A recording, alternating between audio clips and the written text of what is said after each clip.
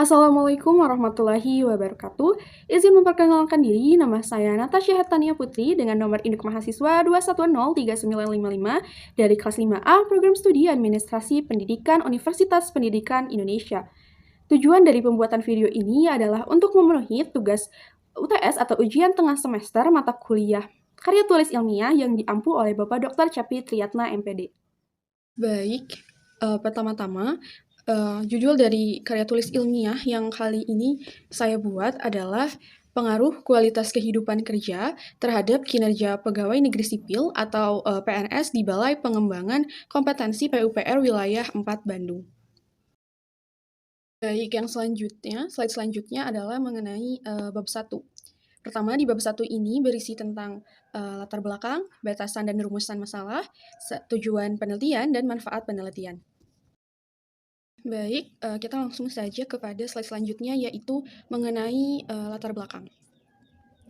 Jadi yang pertama, sumber daya manusia merupakan elemen yang terpisahkan dalam konteks organisasi gitu, termasuk lembaga itu sendiri. Sumber daya manusia menjadi faktor utama yang mendorong kesuksesan perusahaan atau organisasi dalam mencapai tujuannya. Nah, untuk mencapai hal tersebut, lembaga atau organisasi harus memiliki sumber daya manusia yang berkualitas, kompeten, memiliki kinerja yang baik, serta lembaga perlu mampu memanfaatkannya sebaik mungkin. Nah, adapun tantangan yang kerap dihadapi lembaga dalam manajemen sumber daya manusia ini meliputi kurangnya perhatian terhadap pegawai di dalam lembaga atau organisasi itu sendiri. Nah, nantinya akan berdampak pada kinerja pegawai yang menurun dan akhirnya akan mempengaruhi pencapaian tujuan lembaga atau organisasi.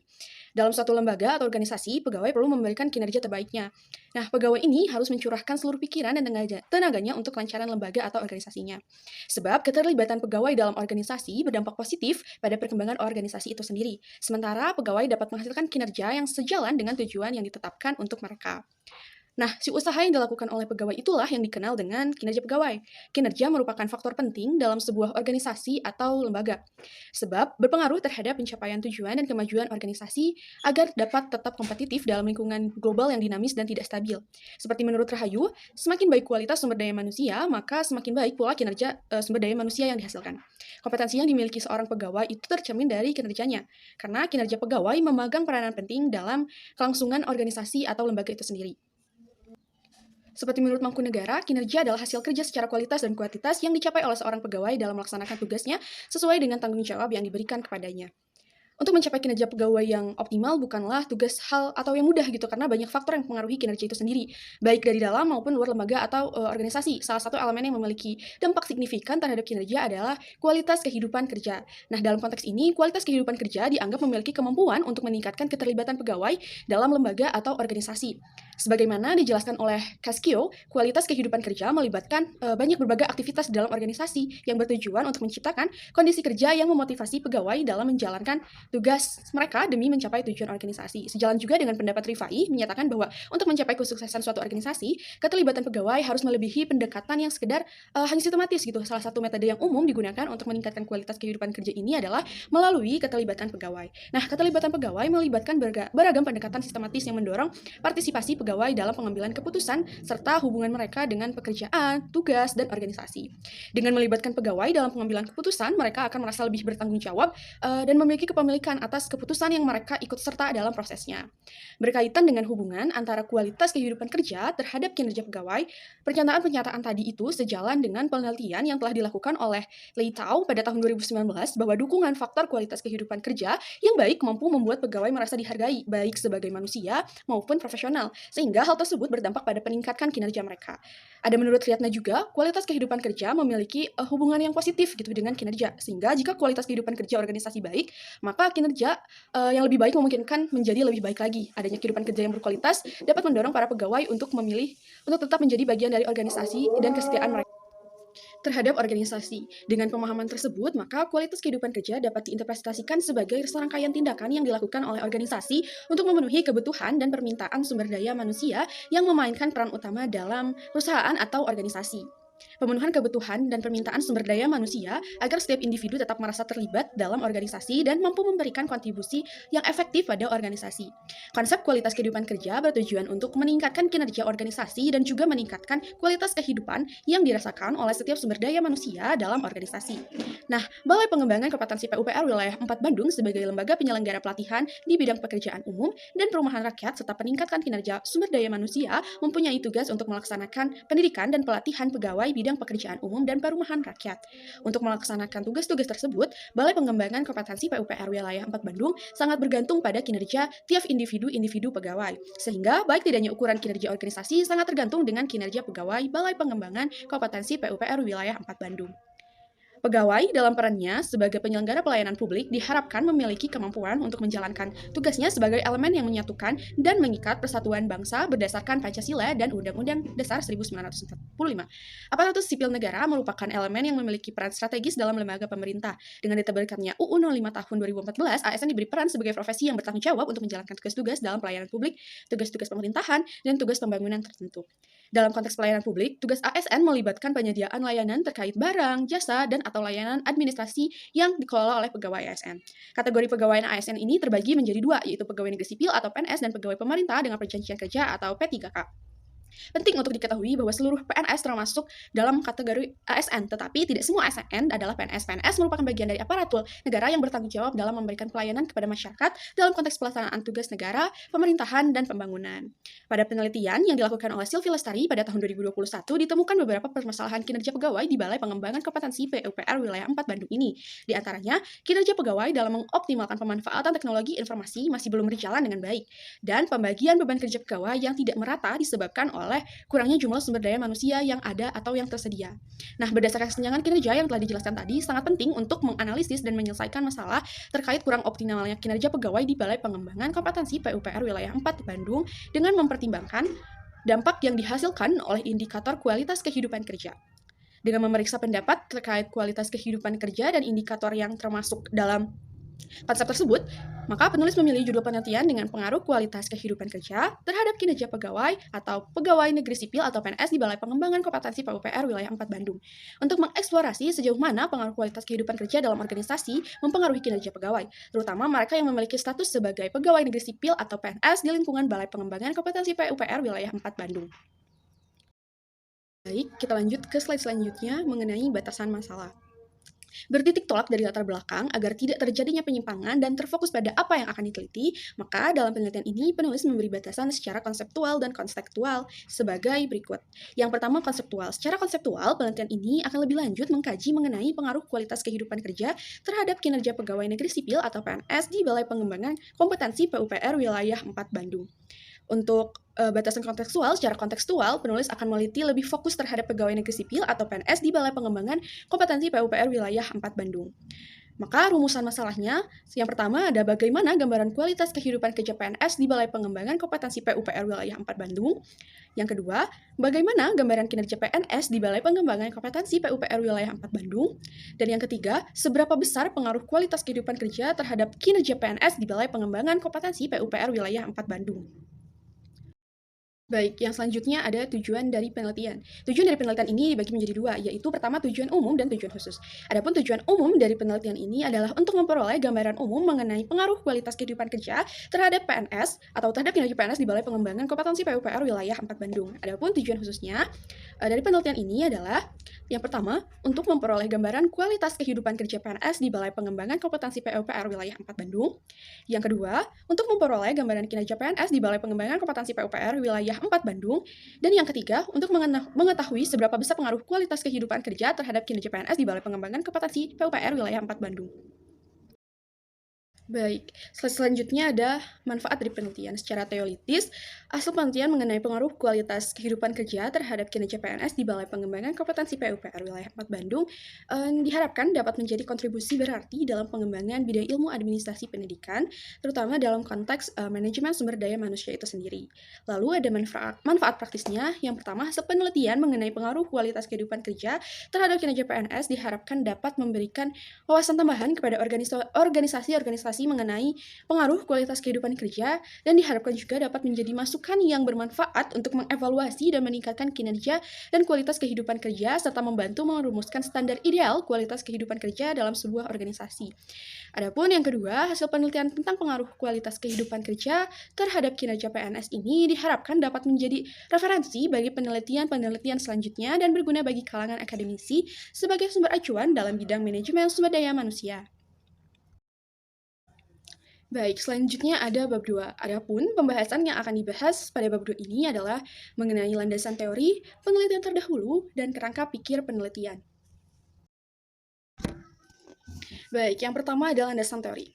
Pengertian atau konsep dari kualitas kehidupan kerja. Ada menurut French sebelumnya, kualitas kehidupan kerja bisa diartikan secara terbatas sebagai suatu teknik manajemen yang melibatkan kontrol mutu atau kualitas, pengayaan pekerjaan, pendekatan dalam bernegosiasi dengan serikat pekerja, upaya untuk menjaga kesejahteraan mental karyawan atau pegawai, dan aspek lainnya.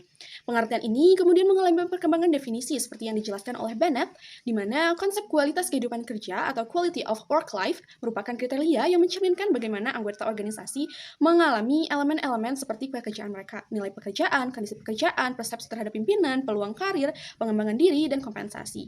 Sejalan dengan pernyataan Cascio menyatakan terdapat 9 indikator dalam penerapan quality of work life, yaitu keselamatan lingkungan kerja, kompensasi yang seimbang, komunikasi, penyelesaian konflik, pengembangan karir, partisipasi karyawan, rasa aman terhadap pekerjaan atau job security, fasilitas yang tersedia, serta rasa bangga terhadap institusi atau pride.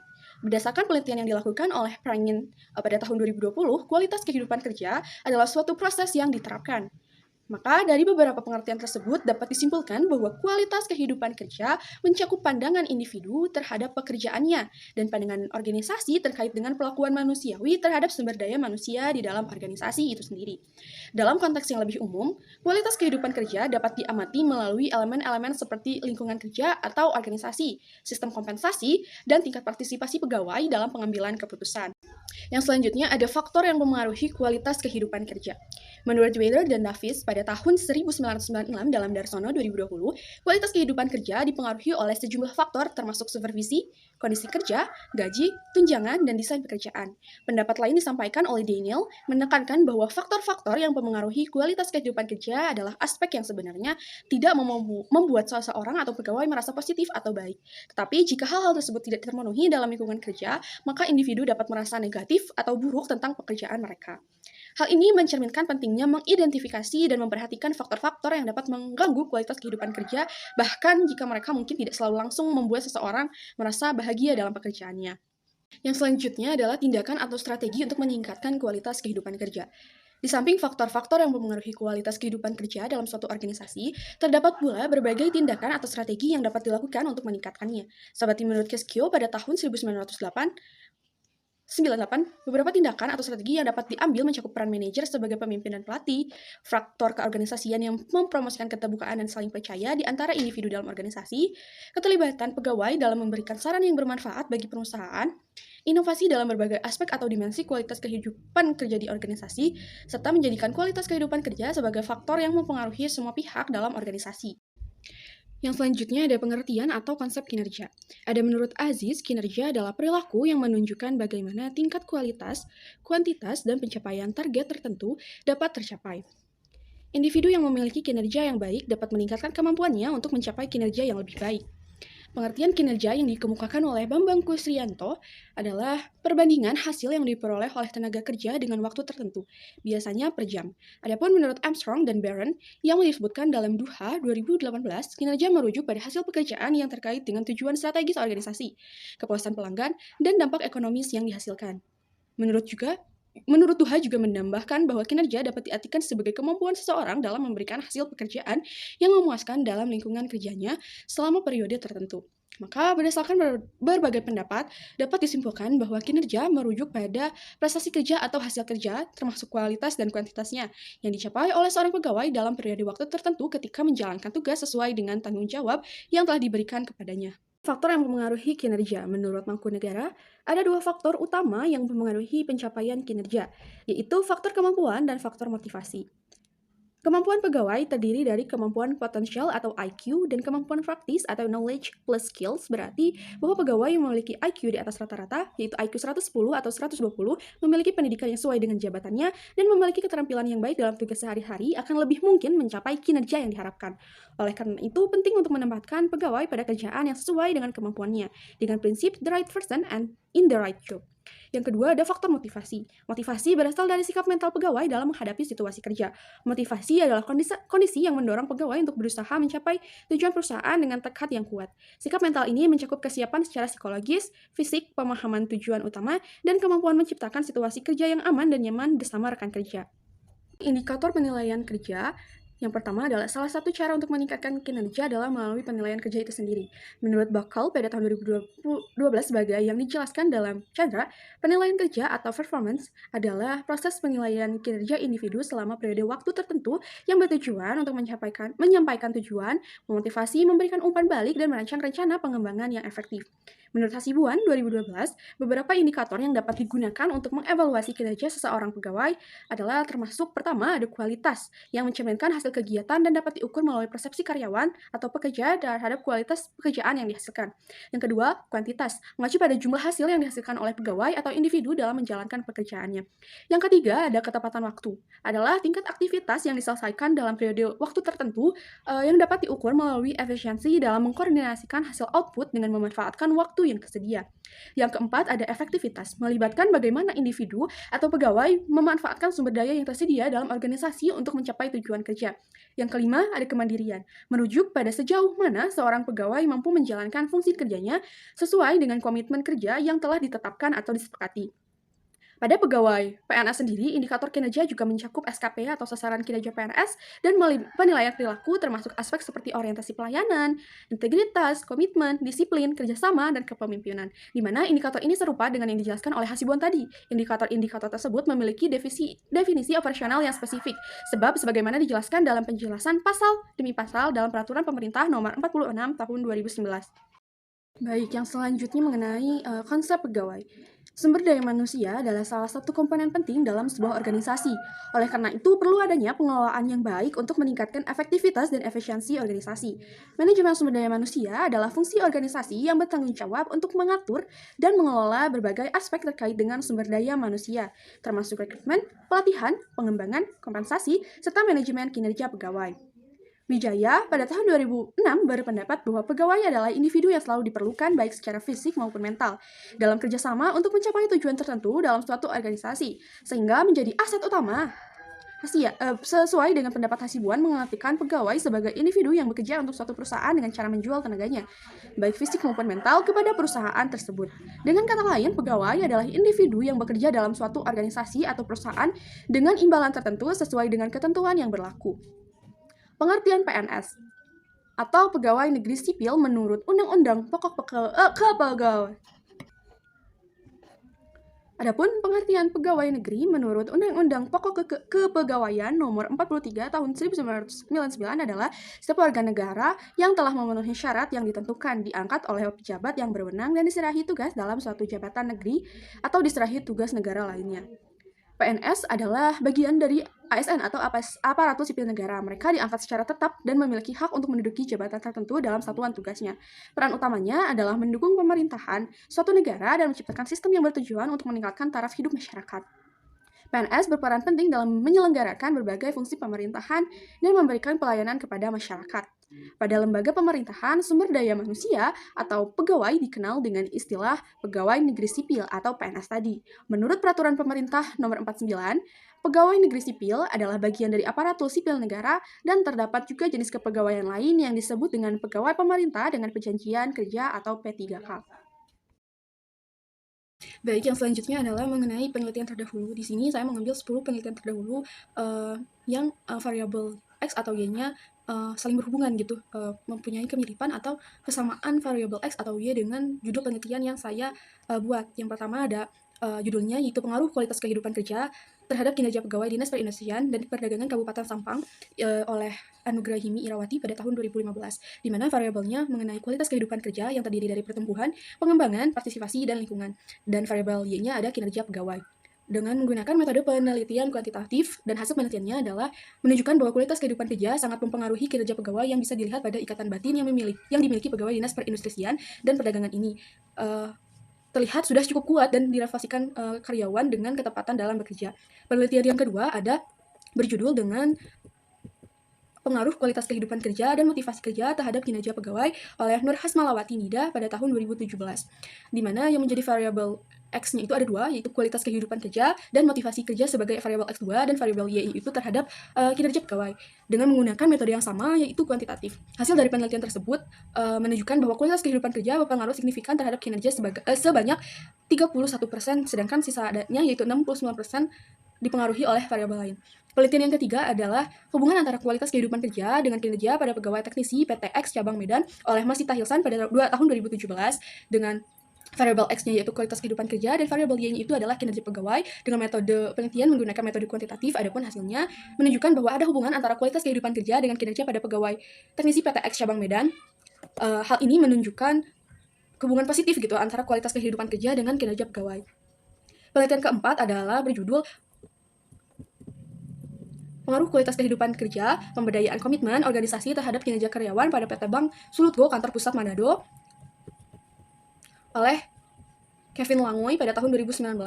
Adapun variabelnya yaitu kualitas kehidupan kerja sebagai variabel X1, pemberdayaan sebagai variabel X2, komitmen organisasi sebagai variabel X3, dan kinerja pegawai sebagai variabel Y. Dengan metode yang sama yaitu kuantitatif. Hasilnya menunjukkan bahwa kualitas kehidupan kerja tidak berpengaruh signifikan terhadap kinerja pegawai pada PT Bank Sulutgo Kantor Pusat Manado. Komitmen organisasi berpengaruh signifikan terhadap kinerja pegawai pada Bank PT Sulutgo Kantor Pusat Manado. Kualitas kehidupan kerja, pemberdayaan, dan komitmen organisasi secara simultan berpengaruh terhadap variabel kinerja karyawan pada PT Bank Sulutgo tersebut.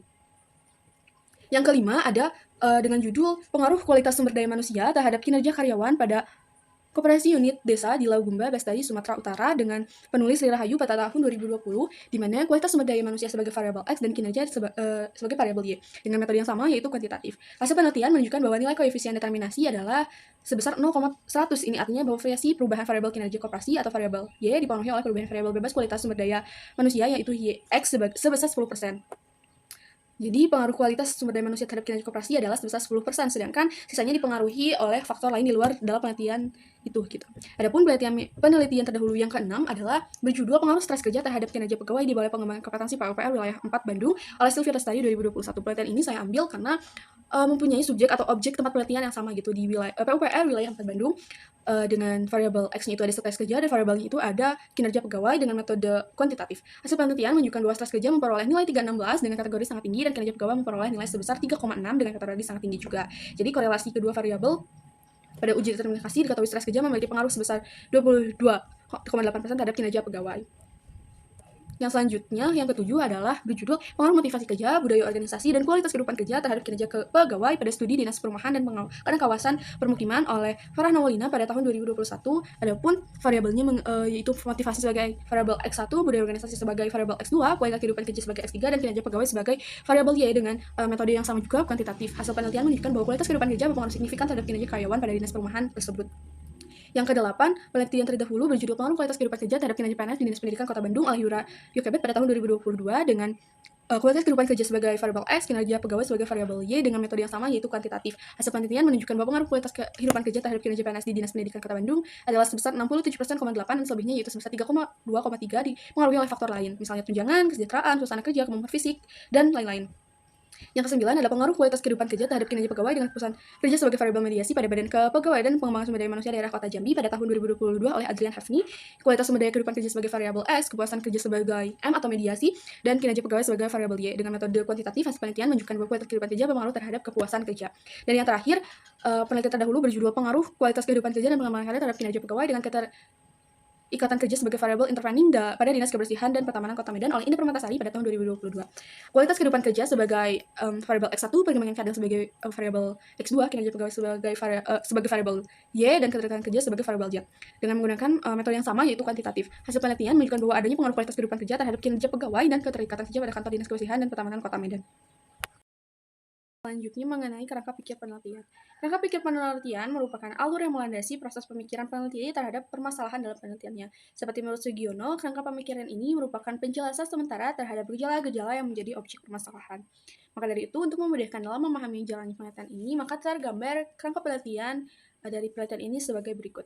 Kerangka penelitian ini terbagi menjadi proses input, proses, output, dan outcome. Seperti bisa dilihat dalam PowerPoint di belakang, inputnya di sini ada tentang perilaku organisasi, di mana fungsi manajemen sumber daya manusia menurut Malayu Hasibuan meliputi perencanaan, pengorganisasian, pengarahan, pengendalian, pengadaan, pembagian, dan kompensasi, pengidentifikasian, pemeliharaan, kedisiplinan, dan pemberhentian. Di bawahnya dari penjelasan MSDM adalah adanya tantangan yang kerap dihadapi lembaga dalam manajemen sumber daya manusia ini meliputi kurangnya perhatian terhadap pegawai dalam lembaga atau organisasi yang dapat berdampak pada kinerja pegawai yang menurun dan akhirnya mempengaruhi pencapaian tujuan lembaga atau organisasi. Lalu permasalahan yang lain atau gap yang lain seperti pada penelitian Sylvia Lestari pada tahun 2021 ditemukan beberapa permasalahan di kinerja pegawai di Balai Pengembangan Kompetensi PUPR Wilayah 4 Bandung ini gitu. Di antaranya kinerja pegawai dalam optimalkan pemanfaatan teknologi informasi masih belum berjalan dengan baik, dan pembagian beban kerja pegawai yang tidak merata disebabkan oleh kurangnya jumlah sumber daya manusia atau SDM yang tersedia. Selanjutnya, pada kategori proses, ini adalah berisi tentang indikator dari kualitas kehidupan kerja dan kinerja pegawai itu sendiri. Indikator kualitas kehidupan kerja yang saya ambil itu menurut Walton dalam Pertiwi dan Harding pada tahun 2021. Yang pertama, ada kompensasi yang sesuai dan adil. Yang kedua, kondisi kerja yang aman dan sehat. Yang ketiga, kesempatan untuk mengembangkan kemampuan. Yang keempat, peluang untuk terus berkembang dan keamanan dalam karir. Yang kelima, integrasi sosial. Yang keenam, peraturan yang berlaku di tempat kerja. Yang ketujuh, dampak pekerjaan pada keseluruhan kehidupan. Dan terakhir, 8, relevansi sosial dari kehidupan kerja. Adapun indikator yang mempengaruhi sebagai proses dari kinerja pegawai yaitu kualitas, kuantitas, ketepatan waktu, efektivitas, dan kemandirian. Sedangkan yang dari proses selanjutnya di output yaitu kualitas sumber daya manusia itu sendiri. Dan sebelahnya output ada outcome yang diharapkan yaitu meningkatnya kinerja sumber daya manusia. Seperti menurut Rahayu, semakin baik kualitas sumber daya manusia, maka semakin baik pula kinerja sumber daya manusia yang akan dihasilkan. Selanjutnya ada bab 3. Di dalam bab 3 ini akan membahas tentang metode dan pendekatan penelitian, lokasi penelitian, responden dan sumber data, populasi dan sampel, serta mekanisme pengolahan data. Metode dan pendekatan penelitian. Pada penelitian ini, metode yang digunakan adalah metode deskriptif dengan pendekatan kuantitatif. Menurut Bass dalam Meisha Sundari, penelitian deskriptif merupakan metode penelitian yang bertujuan untuk menggambarkan dan menginterpretasikan objek penelitian sesuai dengan keadaan yang sebenarnya. Dengan menggunakan metode deskriptif, dapat menjalin hubungan antar variabel, menguji hipotesis, mengembangkan generalisasi, dan mengembangkan teori yang memiliki validitas universal. Penulis berusaha untuk menggambarkan fenomena yang sedang berlangsung di Balai Pengembangan Kompetensi PUPR Wilayah 4 Bandung, khususnya mengenai pengaruh kualitas kehidupan kerja terhadap kinerja pegawai. Pendekatan yang digunakan dalam penelitian ini adalah pendekatan kuantitatif. Menurut Margono, dalam Meisha Sundari pada tahun 2015, penelitian kuantitatif merupakan suatu proses pencarian pengetahuan yang menggunakan data berupa angka sebagai alat untuk menemukan informasi mengenai apa yang ingin kita ketahui. Penelitian kuantitatif dapat berupa penelitian deskriptif, penelitian hubungan, atau korelasi, penelitian kuasi eksperimental, dan penelitian eksperimental. Serta studi kepustakaan juga digunakan di sini sebagai sarana untuk mendapatkan informasi dengan meneliti sumber-sumber tertulis yang relevan dan mendukung dalam penelitian ini. Hal ini bertujuan untuk memperkuat validitas dan reliabilitas instrumen pengumpulan data serta menyempurnakan pemahaman terhadap permasalahan penelitian. Yang selanjutnya, lokasi penelitian. Penelitian ini dilaksanakan di Balai Pengembangan Kompetensi PUPR Wilayah 4 Bandung yang berlokasi di Jalan Jawa Nomor 8, Bandung. Berdasarkan ketentuan yang terdapat dalam Peraturan Menteri Pekerjaan Umum dan Perumahan Rakyat atau PUPR Nomor 20 Tahun 2016 tentang struktur organisasi dan tata kerja unit pelaksana teknis di Kementerian PUPR, ditegaskan bahwa Balai Pengembangan Kompetensi PUPR Wilayah 4 Bandung ini merupakan salah satu dari 9 balai diklat PU wilayah yang berada di bawah naungan dan melapor kepada Badan Pengembangan Sumber Daya Manusia atau BPSDM Kementerian Pekerjaan Umum dan Perumahan Rakyat. Wilayah kerja dari balai ini mencakup Provinsi Jawa Barat kecuali Kota Bogor, Kota Depok, Kota Bekasi, serta Kabupaten Bekasi, serta Provinsi Banten kecuali Kota Tangerang, Kabupaten Tangerang, serta Kota Tangerang Selatan. Adapun fungsi utama Balai Pengembangan Kompetensi PUPR Wilayah 4 Bandung ini adalah untuk menyediakan layanan pendidikan dan pelatihan atau diklat bagi aparatur Kementerian PUPR di Provinsi Jawa Barat. Selanjutnya, responden dan sumber data. Dalam penelitian ini, subjek atau orang yang dilibatkan dalam kegiatan secara langsung maupun tidak langsung, salah satu contohnya yaitu dalam kegiatan penelitian yang dilakukan oleh peneliti saat ini. Sehingga peneliti dapat menyimpulkan bahwa subjek yang terlibat dalam penelitian ini adalah seluruh PNS di Balai Pengembangan Kompetensi PUPR Wilayah 4 Bandung. Adapun dasar pertimbangan peneliti dalam menentukan responden adalah dalam pengujian angket yang dibutuhkan pemahaman yang lebih mendalam yang dimiliki responden terkait penelitian dan relevansi antara masalah yang dikaji sesuai dengan tujuan peneliti yang ingin mengetahui bagaimana pengaruh kualitas kehidupan kerja terhadap kinerja PNS di Balai Pengembangan Kompetensi PUPR Wilayah 4 Bandung. Adapun selanjutnya populasi penelitian dari penelitian ini adalah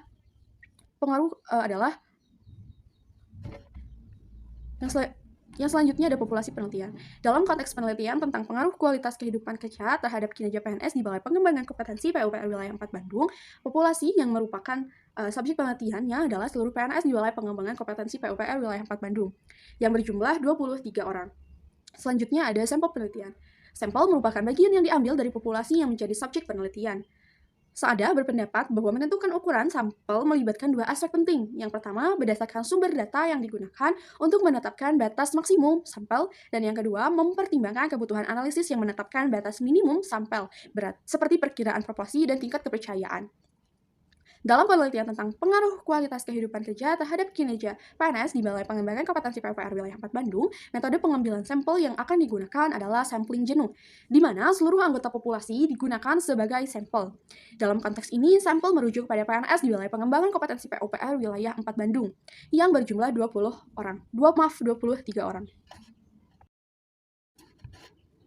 Yang selanjutnya mengenai mekanisme dan teknik penggalian data. Dalam penelitian ini, untuk mendapatkan data yang komprehensif digunakan teknik pengumpulan data berupa kuesioner. Teknik ini melibatkan penyampaian pertanyaan tertulis kepada responden untuk dijawab. Jenis kuesioner yang akan digunakan dalam penelitian ini adalah kuesioner tertutup, di mana responden diminta untuk memilih salah satu dari berbagai opsi yang disediakan sebagai jawaban atas pertanyaan-pertanyaan. Adapun penyebaran kuesioner dalam penelitian ini akan dilakukan dengan cara fisik berupa kertas serta melalui platform Google Forms. Selanjutnya mengenai mekanisme pengolahan data, proses pengolahan data melibatkan pengembangan data mentah hasil pengukuran menjadi data yang lebih terstruktur yang nantinya akan digunakan untuk analisis lebih lanjut. Dalam penelitian ini, pengolahan data dilakukan menggunakan perangkat lunak SPSS, karena perangkat ini memiliki kemampuan analisis statistik yang kuat dan sistem manajemen data yang user-friendly melalui menu-menu deskriptif dan kotak dialog sederhana, sehingga mempermudah peneliti dalam pengoperasian proses pengolahan data sebagaimana dijelaskan oleh Hasan mencakup. Yang pertama ada editing yang merupakan tahap verifikasi dan koreksi data yang telah terkumpul. Tujuannya adalah untuk mengidentifikasi dan mengoreksi kesalahan yang mungkin terdapat dalam catatan lapangan. Yang kedua ada coding atau pengkodean, yaitu memberikan kode atau label kepada semua data, terutama data yang berasal dari kategori yang sama. Kode ini berupa karakter berupa angka ataupun huruf yang memberikan petunjuk dan identitas terhadap informasi atau data yang akan dianalisis. Yang ketiga adalah pemberian skor atau penilaian terhadap data yang akan dianalisis, dilakukan dengan menggunakan skala Likert. Skala Likert adalah alat pengukuran yang digunakan untuk menilai persepsi, sikap, atau pendapat individu atau kelompok mengenai suatu peristiwa atau fenomena sosial. Skala Likert memungkinkan penghitungan interval melalui pemberian bobot atau skor pada setiap jawaban. Jadi, setiap percayaan dalam instrumen penelitian nantinya dijawab dengan tingkat persetujuan yang berkisar dari sangat positif hingga sangat negatif, yang diartikan dalam kata-kata sebagai berikut. Itu sangat setuju diberi skor 5, setuju diberi skor 4, ragu-ragu diberi skor 3, tidak setuju diberi skor 2, sangat tidak setuju diberi skor 1. Yang terakhir ada tabulasi. Tabulasi merujuk pada proses pembuatan tabel yang berisi data yang telah diberi kode sesuai dengan kebutuhan analisis. Proses tabulasi seperti yang dijelaskan oleh Imanullah melibatkan langkah-langkah seperti persiapan tabel, perhitungan frekuensi untuk setiap kategori jawaban, dan penyusunan tabel frekuensi untuk memastikan data tersusun dengan rapi, dengan baik, mudah dibaca, dan siap untuk dilakukan analisis.